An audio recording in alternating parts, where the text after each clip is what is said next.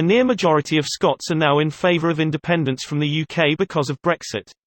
Here's a summary of the article. The Scottish public is now on the brink of backing independence from the United Kingdom due to Brexit. According to a survey by the pollster Lord Ashcroft back in August, support for independence was at 52% after undecided voters were excluded.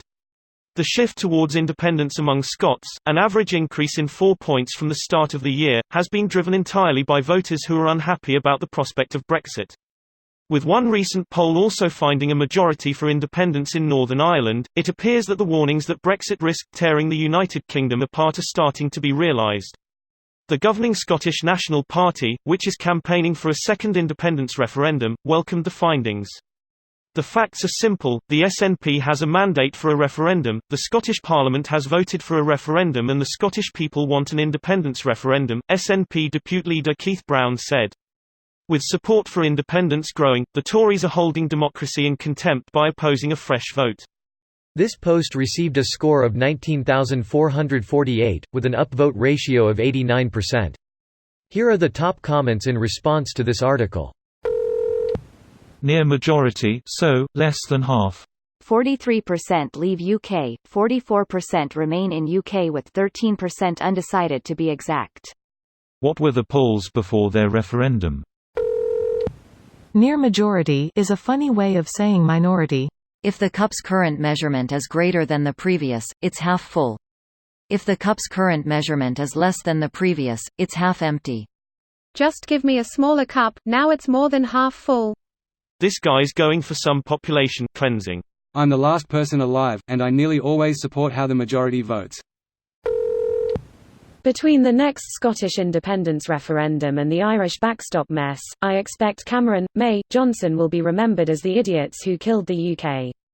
I suppose Wales will stick around though. Or no, Cameron did it as a campaign promise. I think it was, to renegotiate the UK's position in the EU. He never expected to lose the referendum.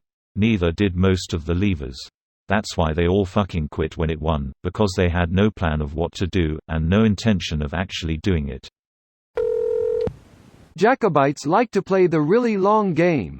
Europe, ye Jacobites by name, lend an ear, lend an ear. For those saying a near majority is a dumb term, read the article. It makes sense in context which is nuanced. The actual number is 49%, but that it is a plurality, i.e. more people said yes to independence than said no. There were also undecideds. If you remove the undecided voters, in other words, split them evenly across yes or no, yes on independence has a majority at 52%, which is big milestone in its history. If Brexit happens and the economy tanks as a result, that will rise too. The idea behind the words near majority is that the number of Scots in favour of independence is growing. You see, near majority. Now in favour. I know reading isn't everyone's strong suit, but holy shit, these other comments talking about how horrible this title is just WTF. Without the specific context of the article, using the term a near majority in the way the title does is definitely a form of clickbaiting. It's no more descriptive than other, more readable and accurate titles you could make for the article. I.e., a rising number of Scouts are now in favour of. Is that true? Both titles tell you something different.